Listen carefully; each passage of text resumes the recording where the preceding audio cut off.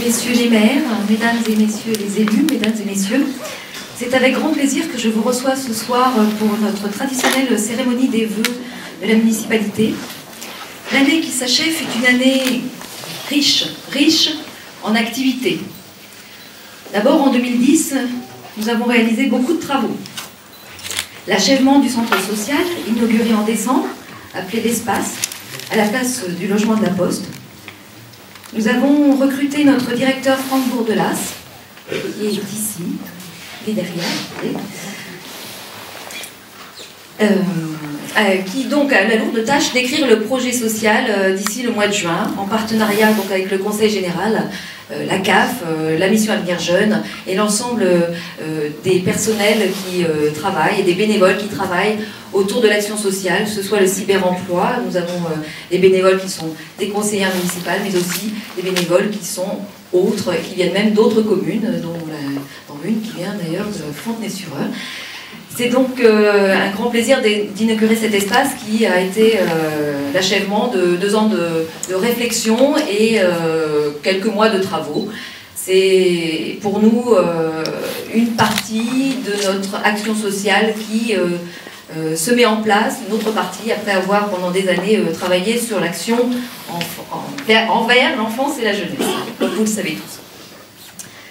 Nous avons aussi accueilli, grâce à notre espace cyberemploi, pour la première fois cette année, le Boost Emploi. Au mois de novembre, ça a été un vrai succès et nous allons d'ailleurs réitérer l'opération le 5 mai, à nouveau au gymnase. C'est en collaboration donc, avec le pôle emploi et le conseil général. En ce qui concerne les travaux, donc la rue Jean Moulin, si vous passez en ce moment dans la rue Jean Moulin, c'est un peu chaotique, mais nous avons dû interrompre les travaux compte tenu des intempéries qui sont depuis un petit moment, depuis un mois, nous gênent beaucoup. Vous le savez que nous allons sécuriser les abords des écoles et réaliser des trottoirs pour pouvoir enfin déambuler, les mamans vont enfin déambuler avec leurs poussettes jusqu'à l'école. Le lotissement du Vert-Galant, 11 parcelles dont 8 lots ont déjà été vendus et 6 permis de construire déposés, permettra peut-être à notre école de ne pas perdre une nouvelle fois une classe. Comme toutes ces nouvelles réalisations, nous avons imposé la notion de développement durable en demandant aux constructeurs de proposer des maisons avec la norme basse consommation d'énergie. Le terrain de foot synthétique a été achevé en mai 2010 et je remercie Gérard Cornu de nous avoir permis de bénéficier de la réserve parlementaire pour le terrain de foot synthétique et nous sommes donc en train de finir les vestiaires. Alors là aussi, on a des retards de travaux divers et variés dus à quelques anomalies, avec beaucoup d'eau à un moment, et maintenant beaucoup de froid. Donc, vraisemblablement, peut-on dire que ce sera livré vers le mois de, allez, on va dire mars pour être plus tranquille, et on espère l'inaugurer au mois de juin, quand il fera meilleur.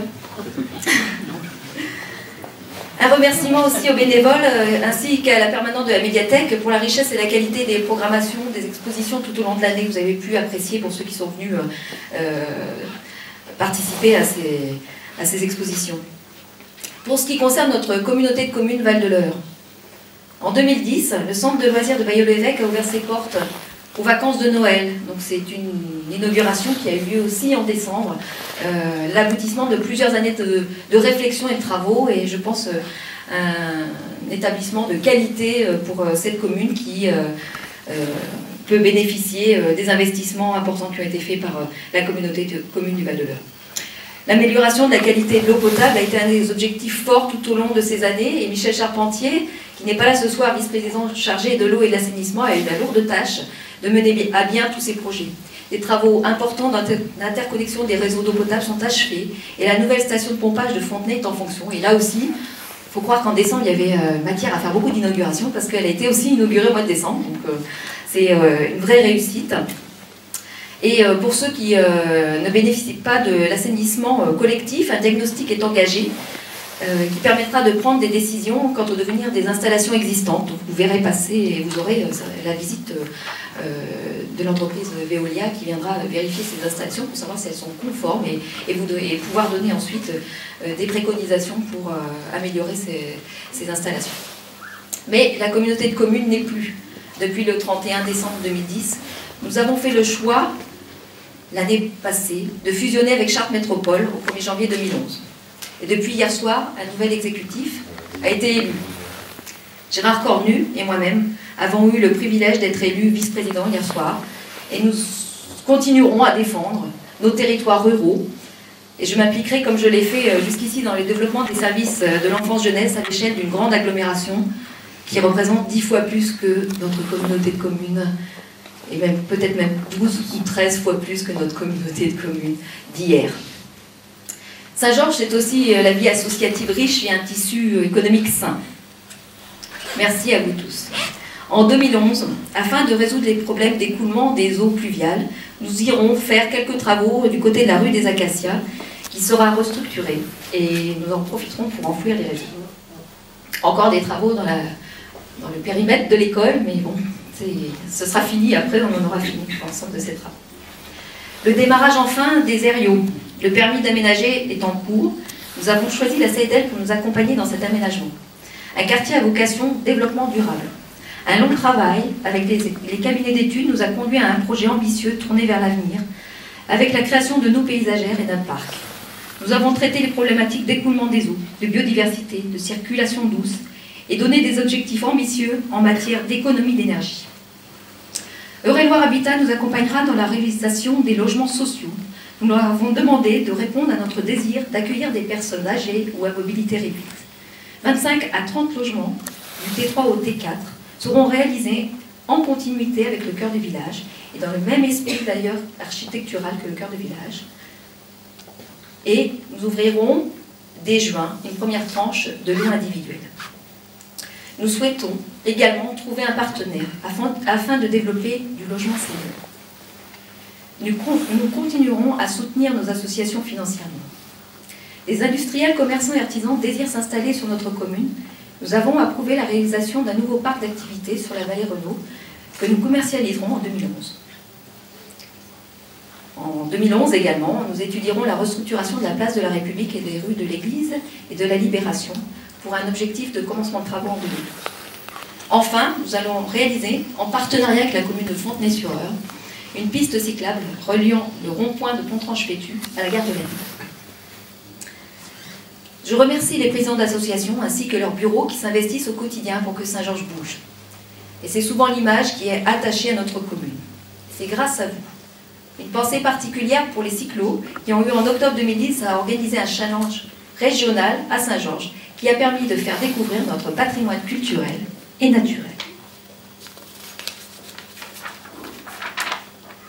Nous accueillons également les pompiers volontaires, ils sont venus en nombre, vous les voyez ce soir, qui dans leur mission, que je n'ai pas eu l'occasion de saluer d'ailleurs le jour de la Saint-Barth, puisque je n'étais pas en France, qui dans leur mission difficile de sauvegarde des personnes et des biens font preuve d'un grand dévouement et de beaucoup de professionnalisme et devront faire face aux changements à venir, dont on n'a pas encore vraiment de nouvelles, mais qui les inquiètent fortement.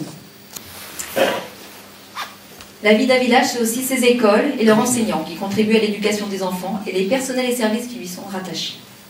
Le personnel administratif et technique qui met tout en œuvre pour donner vie à notre village par l'entretien et l'amélioration des cadres de vie et des services. Le personnel de la communauté de communes pour les services eau et assainissement et enfance-jeunesse. Enfin, je dois remercier mes collaborateurs, adjoints et élus qui travaillent d'arrache-pied chaque jour à mes côtés pour imaginer notre Saint-Georges de demain, ainsi que tous les bénévoles qui participent à la vie des commissions communales.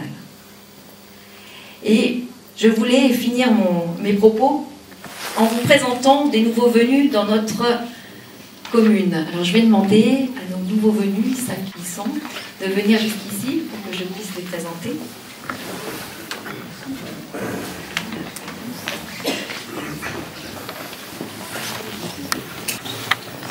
Alors, je vous présente mademoiselle Huet, et monsieur Michel, qui sont les successeurs de monsieur et madame Philippe. Donc à partir de jeudi, vous aurez des nouveaux pharmaciens.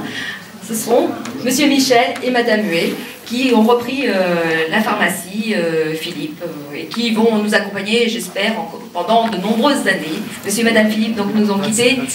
Voilà, ils ont fait 26 ans et ils nous quittent là demain. C'est une page qui se tourne, donc la jeunesse reprend le relais. C'était l'âge où monsieur et madame Philippe sont arrivés à Saint-Georges il y a 26 ans. Ils avaient leur âge. Donc on leur souhaite de rester 26 ans à Saint-Georges également. Et puis quelqu'un qui va débuter son activité le 17 janvier, c'est Joanne Iblot, qui est pédicure-podologue et qui commence son activité le 17 janvier au sein du cabinet médical rue Pasteur. Voilà, je tenais à vous les présenter puisque c'est donc et leur dire bonne chance et bienvenue chez nous et vous épanouir dans notre commune. Merci à vous.